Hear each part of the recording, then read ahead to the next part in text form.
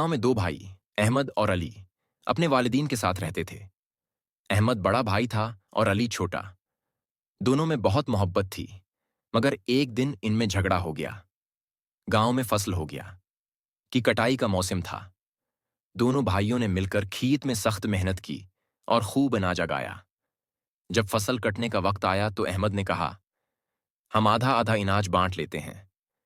अली ने सोचा कि ये ठीक है, मगर दिल में कहना, मेरे बड़े भाई की जिम्मेदारियां ज्यादा हैं, उसे ज्यादा हिस्सा मिलना चाहिए। इसने आधी रात को चुपके से अपने हिस्से का कुछ अनाज अहमद के ढेर में डाल दिया।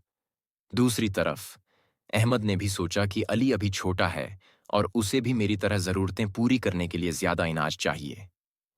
उसने भी रात को चुपके से अपने हिस्से का कुछ अनाज अली के ढेर में डाल दिया। अगली सुबह दोनों हैरान रह गए कि उनके अनाज के ढेर वैसे के वैसे हैं।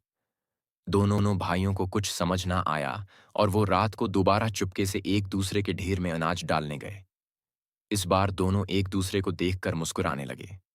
तब उन्हें एहसास हुआ कि उनकी मोहब्बत की वजह से उनका अनाज बढ़ नहीं रहा था, बल्कि मोहब्बत बांटने की खुशबू बढ़ रही थी।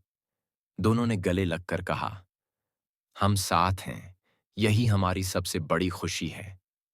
इसके बाद गांव वालों ने इन भाइयों की मोहब्बत की मिसाल दी।